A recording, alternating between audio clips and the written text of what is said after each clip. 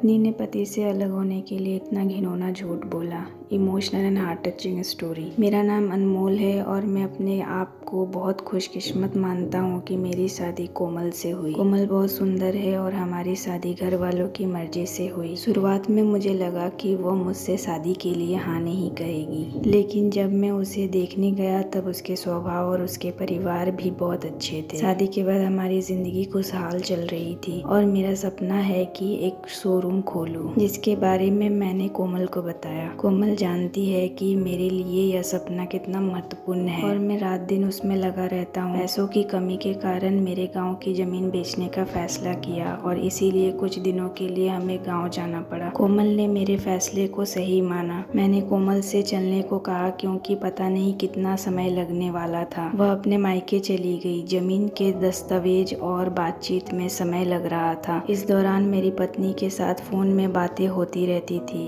एक बार जब मैंने उसे फोन किया तो वह कम बोल रही थी। कोमल ने कहा कि उसे मुझसे कुछ बात करनी है, लेकिन वह बताने में कुछ हिचकिचा रही थी। मैंने फिर से पूछा कि क्या हुआ है, लेकिन उसने कहा कि अभी नहीं, मिलकर बात करेंगे। अगले दिन जब मैंने फिर उसे फोन किया तो उसने फोन नहीं उठाया और मैंने सोचा कि शायद उसे कुछ जरूरी काम होगा। मैं सारा दिन अपने काम में व्यस्त रहा। शाम को फिर कोमल को फोन किया, लेकिन इस बार उसका फोन स्विच ऑफ आ रहा था। रात में भी फोन स्विच ऑफ था। इससे मुझे थोड़ी चिंता हुई, लेकिन मैंने सोचा कि वह तो अपने घर पर है, तो कुछ गंभीर होता तो मुझे जरूर बताते। अब मैंने उसकी मम्मी को फोन किया, लेकिन उन्होंने भी मेरा फोन नहीं उठाया। करीब 5 दिनों तक ना कोमल का फोन आया ना उसकी मम्मी का, और तब मुझे मालूम हुआ कि वह बहन की शादी में गई है। शायद वहाँ नेटवर्क नहीं होगा, इसीलिए बात नहीं हो पा रही है। मैं भूल गया था कि कोमल ने मुझे बताया था वह वहाँ जाने वाली है। मेरी चिंता थोड़ी कम हुई। कोमल वहाँ 6 से 7 दिन रुकने वाली थी, इसीलिए मुझे लगा कि शायद कोमल से 6 से 7 दिन कोई बात नहीं हो पाएगी। मेरा काम भी लगभग खत्म हो गया था। जैसे ही पैसे आए मैं वहाँ से निकल गया और सीधे कोमल के घर गया। जैसे ही मैं वहाँ पहुँचा, मुझे देखकर कोमल की माँ खुशी के बजाय डरी हुई दिखी। मैंने पूछा कि कोमल कहाँ है। उन्होंने कहा कि कोमल अभी तक नहीं आई है। मैंने कहा उसका फोन भी नहीं लग रहा है और उससे कितने दिनों से बात नहीं हुई। आप वहाँ के किसी का नंबर दे दो। उन्होंने टालते हुए कहा कि हाँ दे दूंगी। लगभग 15 दिन बीत गए उससे बात किए हुए। मुझे गुस्सा आ रहा था क्योंकि उसने मुझसे बात नहीं की और उसका फोन भी बंद था। मैं सोच रहा था कि जब वह वापस आएगी तो मैं उससे डांटूंगा। 16वें दिन में उसके घर गया, लेकिन उसकी माँ भी घर पर नहीं थी, फोन भी नहीं उठा रही थी। कोमल और उसके घर वालों का ऐसा बर्ताव देखकर मेरे मन में कई सवाल उठ रहे थे। फिर मैंने उनको पुलिस के पास जाने की धमकी दी, जिससे वे डर कर बात करने को राजी हुए। मैंने उनके घर जाकर इस बर्ताव के पीछे का कारण पूछा और कोमल मेरे से बात क्यों नहीं कर रही है उसका भी कारण पूछा। फिर सास ने कहा कि मैं तुम्हें एक बात बताना चाहती हूँ, उस पर तुम्हें विश्वास नहीं होगा लेकिन यही सच है। वह बताई कि कोमल किसी के साथ भाग गई है। पहले तो मुझे भरोसा नहीं हुआ अपने कानों पर कि ऐसा कैसे हो सकता है। उन्होंने मुझसे कहा कि यह सच है और तुम उसे भूल जाओ। वे लोग पुलिस के पास जाना नहीं चाहते क्योंकि उनकी बदनामी ना हो। कोमल मेरे साथ 4 महीने रही थी। जितना मैं उसे जानता हूँ वो ऐसा नहीं कर सकती। कोमल की माँ की बातों पर मेरा मन मानने को तैयार नहीं था। मेरे घर वालों को भी इस बारे में पता चल गया और उन्हें भी विश्वास नहीं हुआ। हमने इस धोखे के लिए कोई बड़ा कदम नहीं उठाया। मेरे साथ हुए इस घटना को मैंने बर्दाश्त नहीं किया और कोमल के नाम से मुझे नफरत हो गई। इस बात का मेरी जिंदगी पर इतना बड़ा असर हुआ कि शोरूम की शुरुआत के लिए मेरे पास सब कुछ था। धोखे के बाद मुझे कुछ करने का मन नहीं कर रहा था, लेकिन मेरे घर वालों ने मेरा साथ दिया। मैंने कोमल को बहुत ढूंढने की कोशिश की, पर मुझे उससे मिलने का मौका नहीं मिला। 10 महीने बाद मैंने उसे भूलने की कोशिश की और अपनी जिंदगी में वापस बिजी होने लगा। एक दिन उसके घर की खिड़की में उसे देखा। मैं भागता हुआ आया और उसका दरवाजा बजाया। जब दरवाजा किसी ने नहीं खोला, फिर मैंने अंदर जाने का फैसला किया। जब अंदर गया तो कोमल को देखकर हैरान हुआ। वह व्हील चेयर पर बैठी थी और मुझे देखकर रोने लगी। जब मैंने उससे पूछा तो उसने बताया कि शादी के दौरान उसका एक्सीडेंट हो गया था और अब वह चल नहीं सकती।